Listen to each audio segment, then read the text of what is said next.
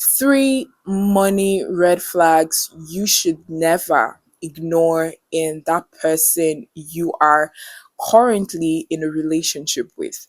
No matter how madly, insanely in love you are with them, you need to watch out for these signs because statistics show that the leading cause of breakups in marriages is finances.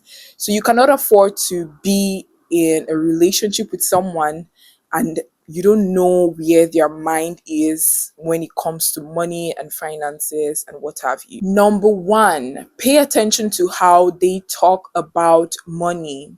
What is their mindset when it comes to money? Are they always stressed about it? Do they think you cannot make money legally? I have met people like that who think you must be involved in one thing or another to make money. What kind of conversations are you guys having? Do you even talk about money? You want to be in a relationship where there is room to talk about finances. How do we level up without judgment, because everyone has their money problems here and there.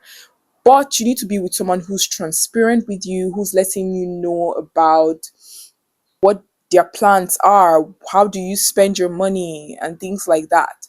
So pay attention to how they talk about money because in the long run, their mindset will determine how they handle their finances, whether they have money or not. If you like, you're dealing with the rich person, a man who or a woman who's very wealthy. If they do not manage the money that they have well, it's all going to evaporate, it's going to vanish in a matter of time. So pay attention to their mindset. Are they a saver? Are they a spender? Are they someone who prioritizes investing in the stock market, mutual funds? Do you guys educate each other from the things you learned? Do you guys even have conversations about money? These are important things. You don't want to say yes, or you don't want to ask someone to marry you when you do not understand their stance about money. So pay attention to their mindset. The second financial red flag is that they rely on faith and have no strategy. I am a Christian. I believe in God, but I also understand that faith is one aspect, but you also need to have a plan. So you could have faith, yeah, you believe in the supernatural, you pray to God for provision, but you also develop a strategy. What business can I start? How can I manage my finances? You want to be with somebody who understands this and not just somebody who lives life on wishful thinking, who's praying for God to send a helper to them, who's praying for breakthrough, but they are not putting in the work, they are complacent, and they're not really interested in ways that they can grow themselves. The third one is they consistently live above their means.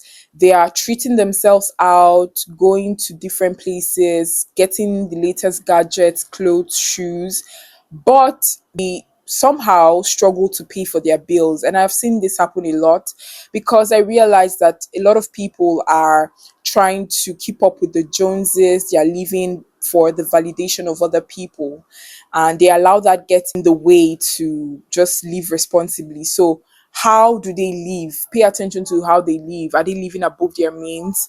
You guys just went out 3 days ago, spent a lot of money, and now they are complaining that they are behind their rent. Like they don't have money to pay rent. They are complaining that they don't have money to cook.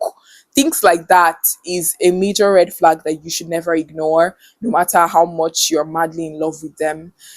So pay attention to how they're living. Are they someone who is prudent with money? Are they someone who prioritizes savings and like they know how to manage their finances? These are things that you need to really find out, because whether you like it or not is going to impact the relationship. Because by the time children even start coming into the picture, how are you guys going to cope? These are things that you cannot afford to just sweep under the rug.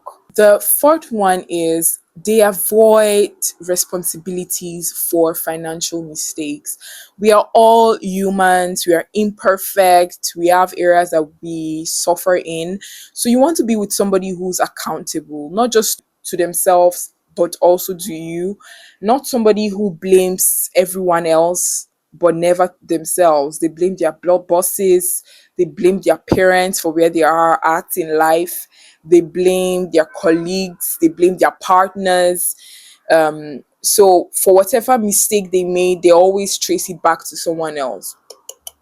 Be with someone who's financially responsible and accountable. Somebody that when they make a mistake and they did something, like something happened some time ago when it came to this CBEX thing that people were investing their money in, and before you knew it, people lost millions of naira, and that was so sad. So imagine being with such a person and then they end up blaming the government, they end up blaming something else for why that happened. You need someone that would be accountable. Yeah, oh my god, that was a mistake on my part. Like, why would I invest in my money in such a Ponzi scheme?